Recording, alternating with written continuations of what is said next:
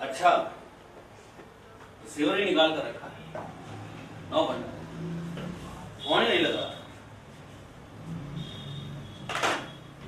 ये लो baseline data और कुछ अखबार। सभी ने फ्रंट पेज पर जो थी फोटो के साथ नेशनल डेली जी। मंदार प्लीज, तुम्हें चाहिए तो दूसरा ड्रिंक बना दो। Okay okay.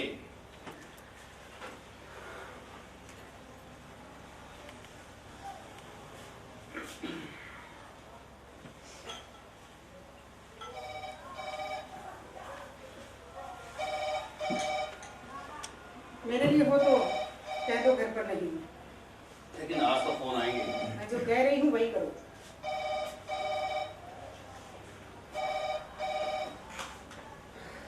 हेलो, मैं मंदार। नहीं, वैसे ही किसी काम के लिए बाहर गई है। जी जी, so nice of you, thanks. मैंने क्या किया, ये सब तो उसी की कर्मठता है। हाँ, मैं थोड़ी सी मदद कर देता हूँ बस। हाँ हाँ आएंगी, मैं बता दूंगा। Thanks again. Okay, good night.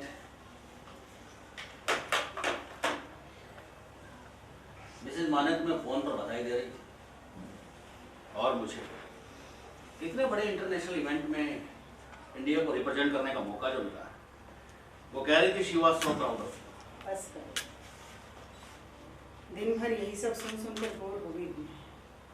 इतने में जरा अखबारों पे नजर तो डालो, एक से एक विशेषण इस्तेमाल किए गए, और वो भी टिपिकल इंटेलेक्चुअल फोटो के साथ। जब लौट कर आओगी तो इंटरव्यूज की बौछारें हों। तुम चाहे जितने मर्जी चेहरे बना, यह सब तुम्हें अंदर से कहीं ना कहीं सुखद तो लग रहा है।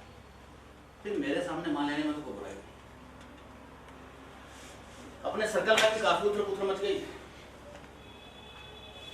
बातें तो सब मीठी मीठी करते हैं, लेकिन साफ पता चल रहा था कि अंदर से आग भड़क उठी। तुम अखबार वाले तो जरा जरा सी बात को इतना बढ़ा चढ़ा कर कहते हो कि झूठ लगने लगती है। हम क्यों? तुम भी तो उन्हीं में से हो ना। तुम्हारा भी तो कॉलम छपता है। फिलहाल कितने, 4 पेपर्स में छपता है या 5? कम से कम फोटो ही अलग अलग छापने को कहो उनसे।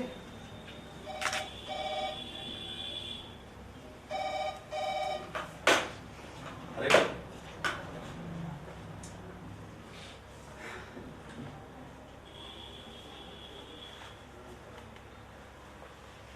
कोई टेप लगाऊं? नहीं। शकुंतला के केस का क्या हुआ? शकुंतला? आज मीटिंग की ना? हाँ, वो मीटिंग तो हुई, ठीक ही। वैसे कुछ होना नहीं था उसमें।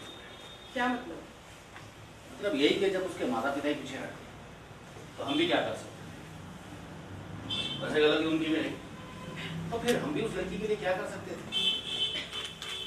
ये तो अच्छा हुआ कि उसके माता पिता खुद ही पीछे हटे। हाँ, उस हॉस्टल वार्डन का तबादला करने वाले हैं बस। और उस लड़की की जिंदगी, उसका क्या? अगर जीना है तो खुद को समझाना होगा उसे। पर तुमने ये सब होने दिया तो मुझे क्या करना चाहिए? हमारी तो गलती रही है, ऐसा नहीं लगता तुम्हें?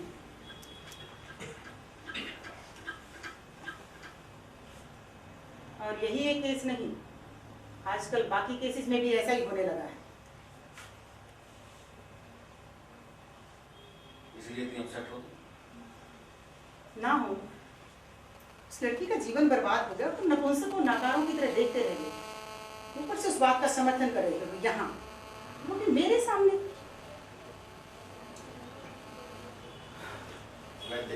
Don't touch me. मेरे साथ पहले जब सेंटर शुरू किया था तो अकेली थी मैं, साथ में थी सिर्फ माधव, रंजू और श्रीनिवास, हाथ में पैसा नहीं। मैंने जिंदगी की आग को झेलते हुए समाज में अपनी जगह बनाई। लोगों की गंदी नजरें, पॉलिटिशियंस और पुलिस का दबाव, गुंडे मवालियों की दहशत सब सहा, लेकिन इस तरह कॉम्प्रोमाइज नहीं किया कभी। आज जब शकुंतला के माता पिता ने हाथ जोड़े तो जैसे गर्म लोहा छू गया मुझे। तुम बेवजह इमोशनल हो रही हो। Do you mean? तुम्हें विश्वास के साथ सेंटर की जिम्मेदारी सौंपी थी। तुम्हारे जितने भले ना हो, लेकिन थोड़ी बहुत जानकारी है मुझे, और हर केस की मेरिट के अनुसार निर्णय लेता हूँ मैं, ऐसा लगता है मुझे। जानकारी? क्या जानकारी है तुम्हें? ऐसे केसेस लड़ने के लिए गट्स चाहिए, गट्स। यहाँ निर्णय लेना, एविडेंस की जांच करके जजमेंट देना नहीं होता। एक औरत की जिंदगी का सवाल होता है। दो चार लोगों से मिली, थोड़ी जानकारी हासिल की, लेख लिख डाला। इतना आसान नहीं होता ये सब। वरना सोशल वर्कर्स कम है क्या शहर में? किसी भी झुग्गी झोपड़ी में जाकर देखो, औरतों को पढ़ना लिखना सिखाती और कॉन्डोम्स बांटती लड़कियां मिल जाएंगी। साल दो साल दौड़ धूप करती और डिग्री लेकर चली जाती। सभी को तुम्हारी तरह खुद के इल्यूजन्स खड़ा करना नहीं आता। इल्यूजन्स? मैंने खुद एक अनकन्वेंशनल जिंदगी जी है और उसकी भरपूर कीमत भी चुकाई है। हम साथ रहने लगे थे तब भी कितना बवाल मचा था। उस बात को हो गए 10 साल, तब ये बात स्कैंडल थी। आज इसे कोई नोटिस भी नहीं करता। अब ये सिर्फ पुरानी याद है, उनका कोई महत्व तो है तो हम दोनों के बीच, हम दोनों तक सीमित। फिर लोगों के सामने इसका दिखावा क्यों करें? तो मैंने जो सहा, जो स्ट्रगल किया, उसका तुम्हारी नजर में कोई महत्व ही नहीं। महत्व तो है, लेकिन हमारे काम के साथ उसका कोई संबंध नहीं। और काम के मामले में मुझे नहीं लगता कि हम कोई स्पेशल हैं। तो मैं देख रहा हूँ हर आंदोलन का, हर प्रश्न का सीढ़ी कितना इस्तेमाल किया। हाँ, औरों से भिन्नता सिर्फ इतनी है कि हमारे हर संघर्ष में कोई ना कोई शहीद मुकेश, जिन्होंने अपने जुनून में जवानी दाव पर लगा दी हमारी खातिर। लेकिन अब आगे चलकर उनका क्या हुआ ये जानना ना तो हमने जरूर समझा, और ना ही उनकी हिम्मत हुई हमारे पास वापस लौट कर आने की। और तुम्हारी हर बात को पत्थर की लकीर मानने वाला बात हो। हमारा असली रूप जानने के बाद तुमसे द्वेष रखने लगा, यूनाइटिक हो गया। और 15 साल पहले श्रीनिवास बैनर्स लगाता था, हैंडबिल्स बांटता था, वो आज भी यही सब कर पाता है। और रंजू, स्टॉप इट।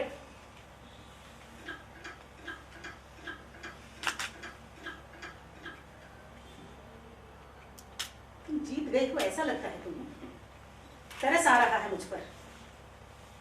एक बात याद रखो मंदार, दोबारा सब कुछ नए सिरे से खड़ा करने की हिम्मत है मुझ में अभी। और ये सिर्फ धमकी नहीं है। कुछ ही महीने पहले जब नौबत आई थी तो करके भी दिखाया था, भूलो मत।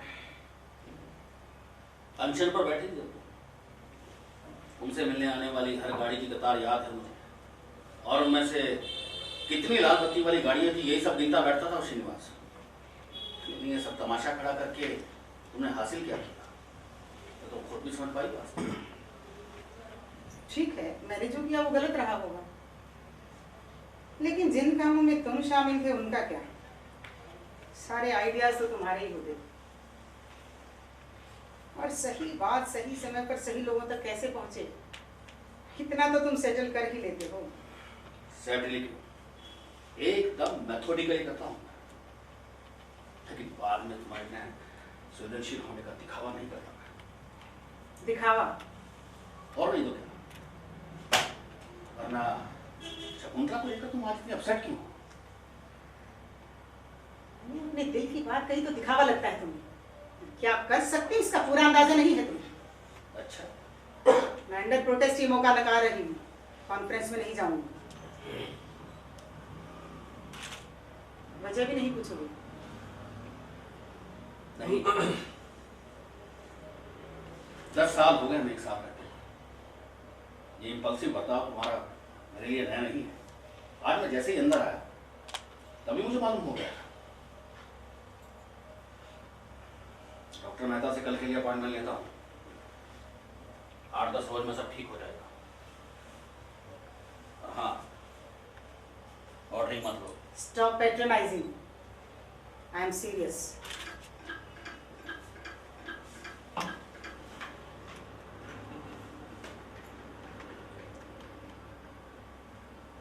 लो,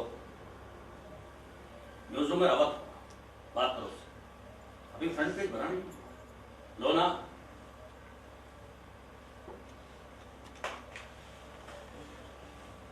हेलो,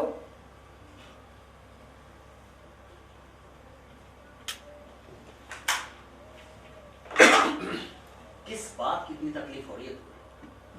4 जगह 4 अच्छी बातें छपी, हमेशा इग्नोर करने वाले लोग तारीफ कर रहे हैं तुम्हारी इस बात की। एक बात याद रखना बेटे, अब जिस सर्कल में तुम रहना है, वहां पर लोग एक दूसरे के बिस्तर में जाने से पहले दिमाग में हिसाब रखते हैं। यही बिहेव रहा तुम्हारा तो एक दिन मुश्किल में पड़ जाओगे। Mandar, mind your language.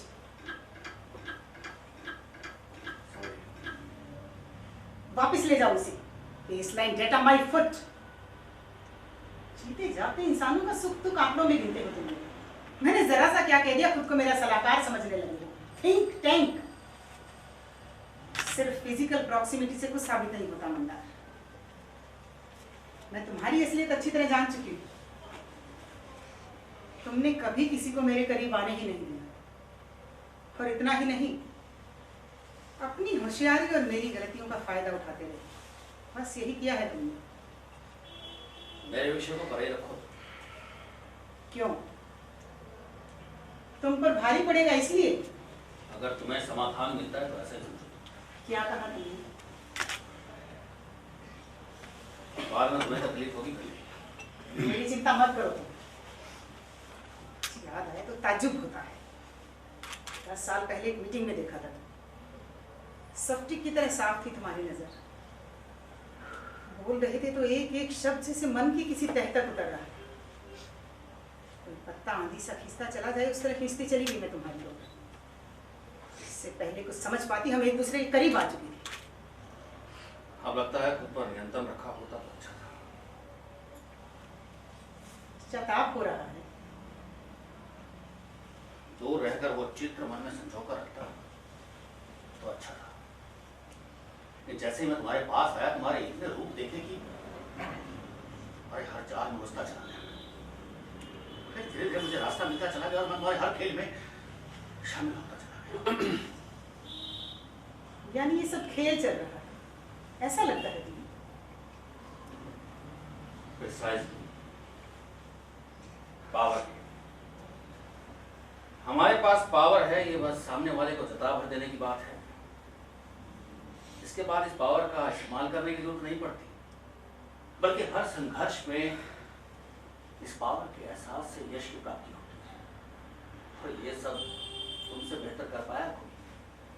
Seminar, conference, glossy दुनिया की आर्ट सुनी और तुम अपनी फील्ड से दूर होती चली गई। इसे तुम्हारी आज की हालत बना रखी है। अब तुम्हारी फील्ड से दूर दूर तक का नाता नहीं रहा। You are trapped। फिर आसपास के लोग भी तुम्हें ऐसा करना नहीं देंगे। तुम चाहे कितनी मर्जी कोशिशें कर लो, तुम वापस लौट कर नहीं आ सकते। अब तुम एक मैस्कॉट बन रही हो। कब तुम्हारे सारे लोग कॉन्ट्रैक्ट सुनेंगे और ग्लैमर और यश और ऐसा कुछ नहीं होगा। मैं होने नहीं दूंगी। फिर तो तुम्हें अपने ही लोगों से लड़ना पड़ेगा, बल्कि अपने आप से। यह सब कर पाने की ताकत है तुम्हें। तो बात याद रखना बेटे, हमारे पीछे कहीं लोग खड़े हैं, तो हमारे एक ही इशारे पर कुछ भी करने के लिए तैयार है। यह एहसास होने में बड़ा सुखद लगता है, लेकिन ये पीछे खड़े लोग ही अपने लीडर पर कब्जा करते हैं और फिर उसे घसीटते हुए अपनी मनचाही दिशा में ले जाते हैं। तुम औरों की बात छोड़ो, अपनी बात करो। ऐसा अगर सचमुच हुआ तो तुम कहाँ पाए जाओगे? मैं औरों से अलग क्यों रहूं? तो कैसे रहूं? तुम अकेली एटलीस्ट हो, इतना काफी नहीं है। वाह, आदर्श, ध्येय, नीतिमत्ता, सामाजिक दायित्व वगैरह संभालने की जिम्मेदारी मेरी, और मेरा नाम इस्तेमाल करके तुम सब अपनी अपनी दुकानें चलाने को आजाद।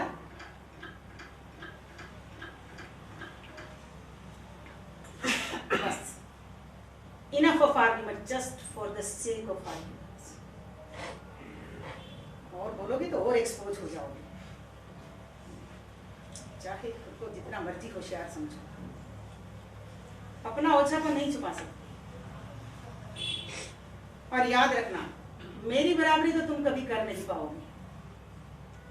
बहुत से लोगों से नाता जोड़, उन्हें संभालते हुए, समझते हुए यहाँ तक आ पहुंची हूँ। और मैं उन लोगों की आशा आकांक्षाओं को ट्रैप नहीं समझती, बल्कि मेरे हर एक निर्णय से उनके लिए हासिल किया जा सकता है, बस इतना भर सोचती हूँ। पूरी सच्चाई से यदि एकाध कठोर निर्णय ले लिया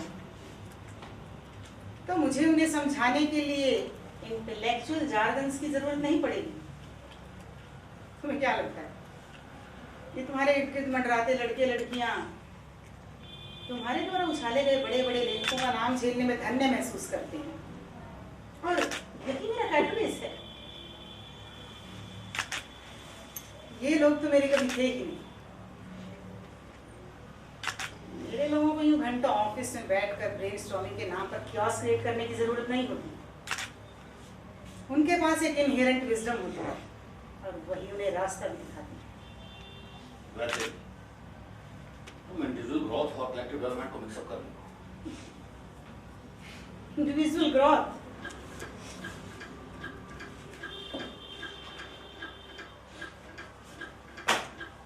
लो पढ़ो इसे। ये क्या है? तुम नहीं जानते? Don't act innocent, Manda. It looks funny. तुमने क्या सोचा था? मुझे तो पता ही नहीं चलेगा। उन लोगों ने फाइनल डिसीजन लेने से पहले मुझसे ही कंसल्ट किया था। यही सब थोड़ा और डिग्निटी के साथ नहीं कर सकते थे तुम? खैर, चीयर्स।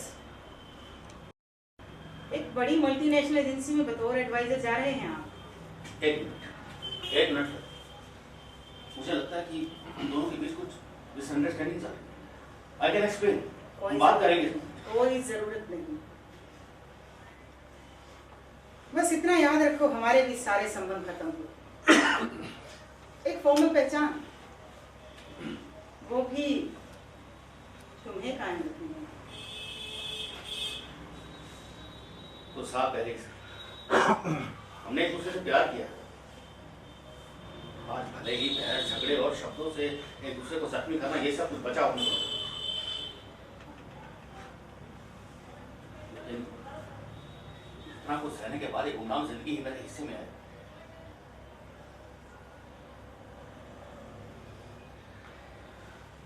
अपनी भी कुछ आकांक्षाएं हैं और आज तुम मुझे अपने से तोड़कर अलग कर रही हो और फिर उसे समझने की कोशिश भी नहीं कर रही।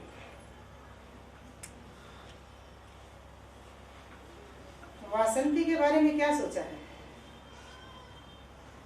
चाहो तो अभी उसके पास जा सकते हो, मैं रोकूंगी नहीं। क्यों? आजकल ऑफिस से ज्यादा वक्त उसके फ्लैट पर गुजारते हुए ये झूठ है। ये जो तुम्हारी बक चल रही है ना इतनी देर से, ये रियलिस्टिक अप्रोच वगैरह कुछ नहीं है। तुम्हारे निकल पड़ने का वक्त हो गया है, समझे? वासंती के साथ इन्वॉल्व होना होता, तुम्हारी परमिशन का इंतजार नहीं करता है। तो क्या करती? तुम्हें सब कुछ चाहिए मंदार, बस कमिटमेंट नहीं। उपदेश के तौर पर नहीं, तुम्हारे भले के लिए कह रही हूं। ऐसे आदमी के हाथ जीवन भर कुछ नहीं आता।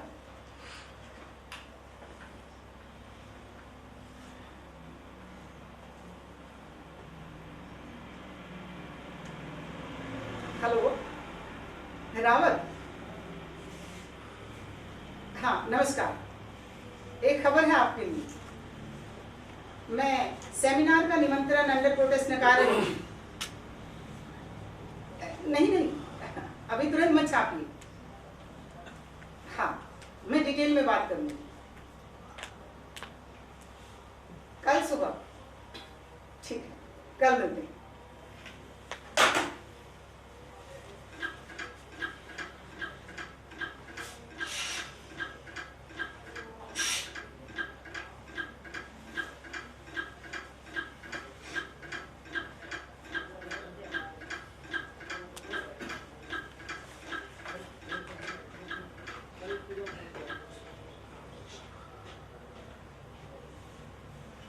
हेलो, मैं मंदार हूँ, वासंती मानसा।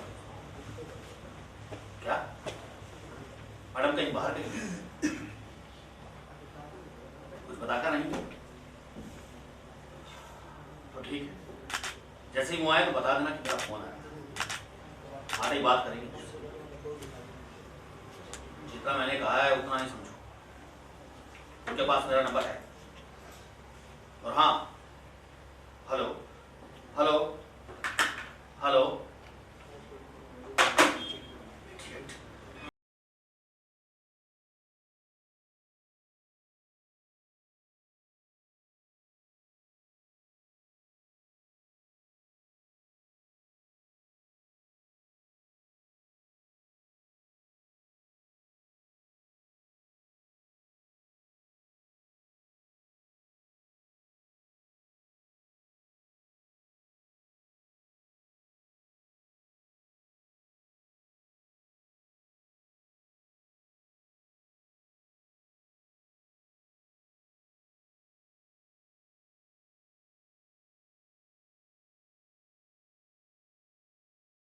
एक कप चाय में